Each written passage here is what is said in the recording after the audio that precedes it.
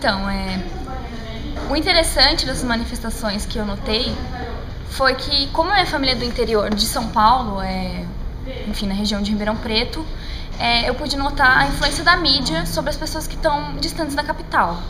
Então, no primeiro dia das manifestações, a minha mãe me ligou e ela disse que estava horrorizada com o vandalismo, com a atitude dos jovens de hoje, dizendo que era para eu não sair de casa, que estava muito perigoso. Enfim, discordei totalmente, desliguei o telefone. Aí no outro dia, as manifestações começaram a tomar outro rumo, porque a mídia, após ver que alguns de seus funcionários estavam sendo atacados, né, resolveram defender os baderneiros, que agora viraram ativistas, né, que tinham tornado ativistas perante a imprensa. E minha mãe me ligou, falou, nossa, mas que legal, porque o Brasil acordou. Então eu pude ver na visão dela como a mídia influencia, de fato, na opinião das pessoas. Foi mais, assim, fez número, né? Então, juntou. Quanto mais pessoas fossem, mais visível em relação à mídia, em relação a tudo, né? Quanto mais gente tiver, mais atenção aquilo recebe. Então, acho que eu contribuí para isso. Por isso que nessas manifestações eu assisti mais TV. Porque eu não quis ter uma opinião muito deturpada também, muito que eu não pudesse confirmar, sabe? Será que é? Será que não é? Por isso que eu assisti TV, por isso que eu li a site de notícia, eu não fiquei só nas redes sociais. Mas sim, no dia a dia, sim, muito influenciava mesmo. No dia a dia, eu só recebo coisas de quem eu selecionei que eu quero receber. Entendeu? Não tem, se tem uma pessoa que tem uma opinião muito diferente, que eu discordo de 100%, talvez eu nem vá gostar dela.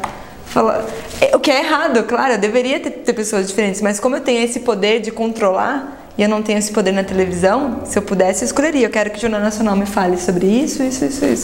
Nas redes sociais eu tenho. Você até me fez pensar agora, porque, putz, eu vou voltar a colocar as pessoas que eu não gosto no meu feed de notícias para poder ter opiniões mais abertas. O hábito que não teve que apenas numa minoria estabeleceu o costume de se pesquisar, de se discutir, de se debater, de se chegar a consensos sobre pautas políticas, de gerar acúmulo político. É uma geração que não teve esses espaços, uma geração que não teve nenhum incentivo, nem nenhum exemplo de criação de debate político, mas que agora descobriu uma saída, descobriu um jeito, descobriu uma ferramenta para exigir suas demandas e para pensar suas demandas. Uma geração que criou, né, ao se colocar nas ruas e ao provocar os enfrentamentos de ideias e os enfrentamentos físicos que a rua traz. É uma geração que está lutando pelo seu espaço para poder colocar suas demandas e para poder discutir suas demandas.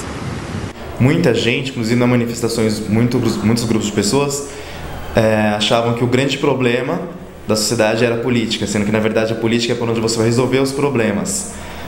Então, eu acho que isso se divide. Eu acho uma coisa extremamente importante os jovens quererem ser os protagonistas do próprio futuro, porque no fim das contas eles são, os velhos políticos não vão estar lá sempre, eles têm que querer tomar a rédea das coisas, então.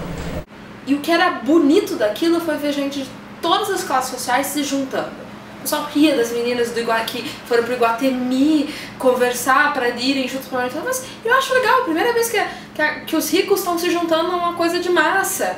E que os jovens da periferia lá em Boimirim, que fizeram uma manifestação, eles fecharam a marginal e todo mundo morrendo de medo que eles fossem saquear os carros. E os caras saíram bonitinhos, foi uma coisa pacífica, foi uma coisa de jovens.